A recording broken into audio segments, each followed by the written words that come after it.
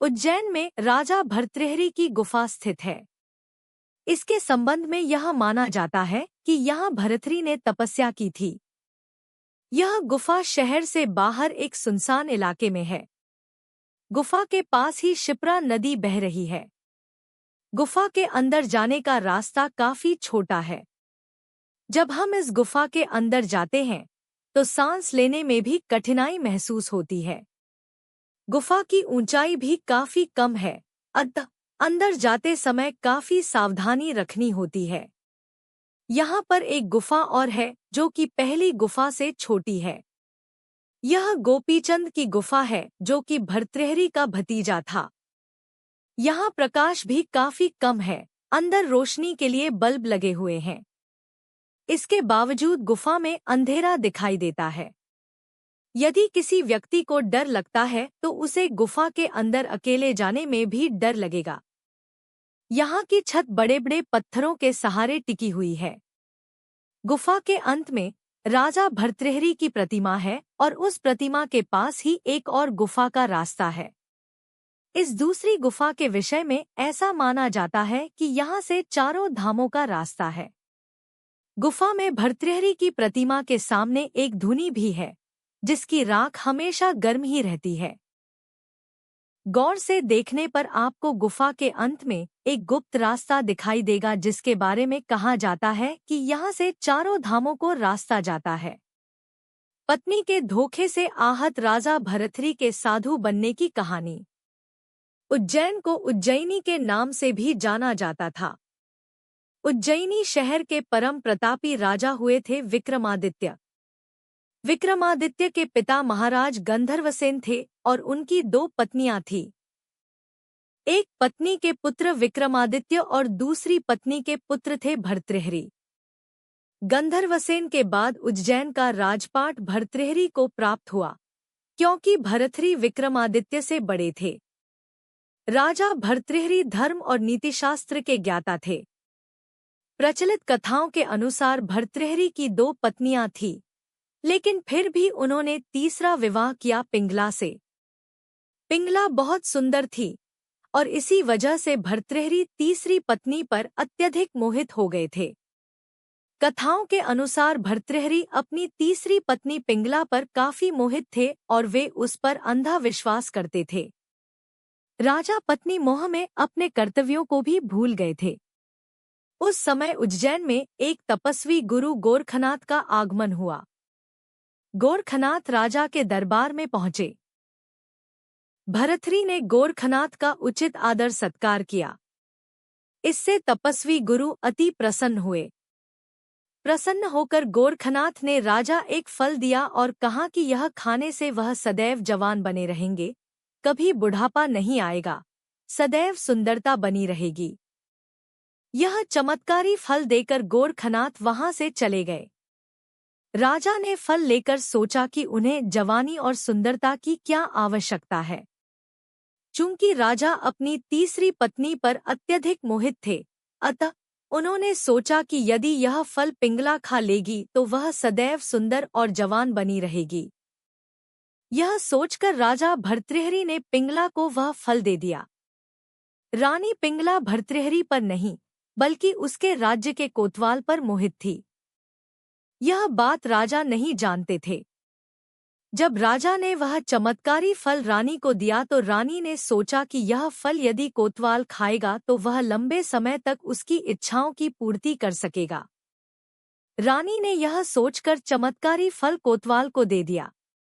वह कोतवाल एक वेश्या से प्रेम करता था और उसने चमत्कारी फल उसे दे दिया ताकि वेश्या सदैव जवान और सुंदर बनी रहे। वेश्या ने फल पाकर सोचा कि यदि वह जवान और सुंदर बनी रहेगी तो उसे यह गंदा काम हमेशा करना पड़ेगा। नर्क समान जीवन से मुक्ति नहीं मिलेगी। इस फल की सबसे ज्यादा जरूरत हमारे राजा को है। राजा हमेशा जवान रहेगा तो लंबे समय तक प्रजा को सभी सुख सुविधाएं देता रहेगा। यह सोचकर उसने चमत्कारी फल राजा को दे दिया।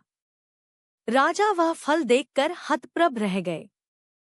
राजा ने वेश्या से पूछा कि यह फल उसे कहाँ से प्राप्त हुआ। वैश्या ने बताया कि यह फल उसे कोतवाल ने दिया है। भर्तृहरि ने तुरंत कोतवाल को बुलवा लिया। सख्ती से पूछने पर कोतवाल ने बताया कि यह फल उसे रानी पिंगला ने दिया है। जब भर्तृहरि को पूरी सच्चाई मालूम हुई तो वह समझ गया कि पिंगला उसे धोखा दे रही है। पत्नी के धोखे से भर्तृहरि के मन में वैराग्य जाग गया और वे अपना संपूर्ण राज्य विक्रमादित्य को सौंपकर उज्जैन की एक गुफा में आ गए। इसी गुफा में भर्तृहरि ने 12 वर्षों तक तपस्या की थी।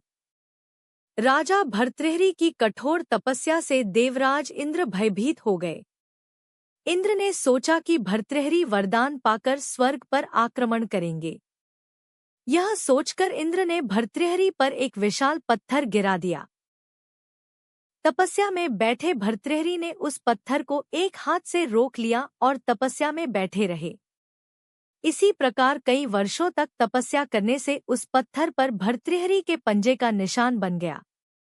यह निशान आज भी भर्तृहरि की गुफा में राजा की प्रतिमा के ऊपर वाले पत्थर पर दिखाई देता है। यह पंजे का निशान काफी बड़ा है, जिसे देखकर सहज ही अंदाजा लगाया जा सकता है कि राजा भर्तृहरि की कदकाठी कितनी विशालकाय रही होगी। भर्तृहरि ने वैराग्य पर वैराग्य शतक की रचना की, जो कि काफी प्रसिद्ध है। इसके साथ ही भर्तृहरि ने श्रृंगार शतक और नीति शतक की भी रचना की। यह तीनों ही शतक आज भी उपलब्ध हैं और पढ़ने योग्य है। उज्जैन के राजा भर्तृहरि के पास 365 पाकशास्त्री यानी रसोइये थे, जो राजा और उसके परिवार और अतिथियों के लिए भोजन बनाने के लिए। एक रसोइये को वर्ष में केवल एक ही बार भोजन बनाने का मौका मिलता था, लेकिन इस दौरान भर्तृहरि जब गुरु गोरखनाथ जी के चरणों में चले गए तो भिक्षा मांगकर खाने लगे थे। एक बार गुरु गोरखनाथ जी ने अपने शिष्यों से कहा, देखो, राजा होकर भी इसने काम, क्रोध, लोभ तथा अहंकार को जीत लिया है और दृढ़निश्चयी है। शिष्यों ने कहा, गुरुजी, ये तो राजाधिराज हैं, इनके यहाँ 365 तो बावर्ची रहते थे। ऐसे भोग विलास के वातावरण में से आए हुए राजा और कैसे काम, क्रोध, लोभ रहित हो गए। गुरु गोरखनाथ जी ने राजा भर्तृहरि से कहा, भर्तृहरि, जाओ, भंडारे के लिए जंगल से लकड़ियां ले आओ। राजा भर्तृहरि नंगे पैर गए, जंगल से लकड़ियां एकत्रित करके सिर पर बोझ उठाकर ला रहे थे। गोरखनाथ जी ने दूसरे शिष्यों से कहा, जाओ, उसको ऐसा धक्का मारो कि बोझ गिर जाए। चेले गए और ऐसा धक्का मारा कि बोझ गिर गया और भर्तृहरि गिर गए। भर्तृहरि ने बोझ उठाया, लेकिन न चेहरे पर शिकन, न आंखों में आग के गोले, न होंठ फड़के। गुरु जी ने चेलों से कहा, देखा, भर्तृहरि ने क्रोध को जीत लिया है। पैर रखो तो बस जल जाए। 1 दिन, 2 दिन यात्रा करते करते 6 दिन बीत गए। 7वें दिन गुरु गोरखनाथ जी अदृश्य शक्ति से अपने प्रिय चेलों को भी साथ लेकर वहां पहुंचे। गोरखनाथ जी बोले, देखो, यह भर्तृहरि जा रहा है। मैं अभी योगबल से वृक्ष खड़ा कर देता हूँ। वृक्ष की छाया में भी नहीं बैठेगा। अचानक वृक्ष खड़ा कर दिया।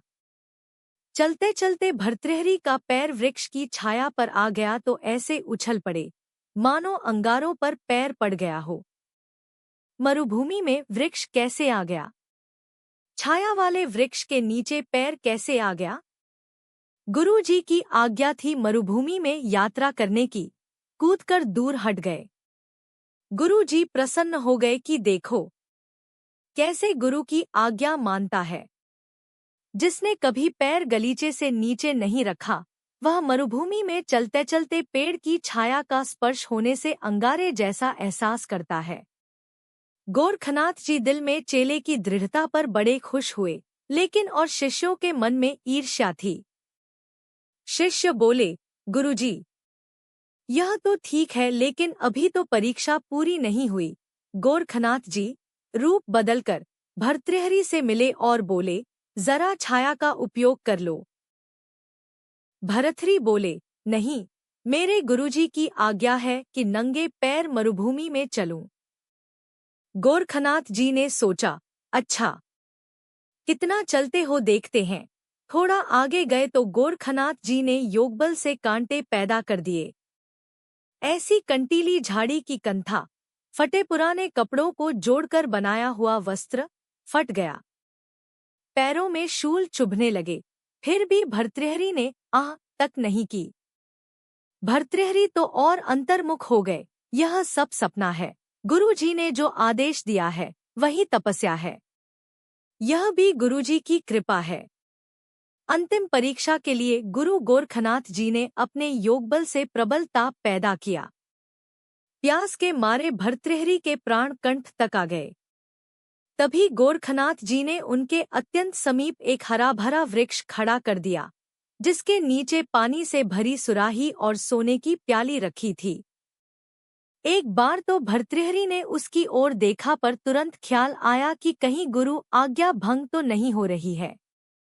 उनका इतना सोचना ही हुआ कि सामने से गोरखनाथ आते दिखाई दिए। भर्तृहरि ने दंडवत प्रणाम किया। गुरुजी बोले, शाबाश भर्तृहरि, वर मांग लो। अष्टसिद्धि दे दूं, नवनिधि दे दूं।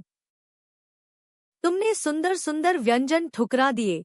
युवतियां तुम्हारे चरण पखारने के लिए तैयार थी, लेकिन तुम उनके चक्कर में नहीं आए। तुम्हें जो मांगना है वो मांग लो। भर्तृहरि बोले, गुरुजी, बस आप प्रसन्न हैं, मुझे सब कुछ मिल गया। शिष्य के लिए गुरु की प्रसन्नता सब कुछ है। आप मुझसे संतुष्ट हुए। मेरे करोड़ों पुण्यकर्म और यज्ञ तब सब सफल हो गए। गोरखनाथ बोले, नहीं भर्तृहरि, अनादर मत करो। तुम्हें कुछन कुछ तो लेना ही पड़ेगा, कुछन कुछ मांगना ही पड़ेगा। इतने में रेती में एक चमचमाती हुई सुई दिखाई दी। उसे उठाकर भर्तृहरि बोले, गुरुजी, कंठा फट गया है, सुई में यह धागा पिरो दीजिए ताकि मैं अपना कंठा सी लूं। गोरखनाथ जी और खुश हुए कि हद हो गई। कितना निरपेक्ष है, अष्टसिद्धिन्वनिधियां कुछ नहीं चाहिए। मैंने कहा कुछ मांगो, तो बोलता है कि सुई में जरा धागा डाल दो। गुरु का वचन रख लिया, कोई अपेक्षा नहीं। भर्तृहरि, तुम धन्य हो गए। कहाँ उज्जैनी का सम्राट नंगे पैर मरुभूमि में 1 महीना भी नहीं होने दिया, 7-8 दिन में ही परीक्षा से उत्तीर्ण हो गए।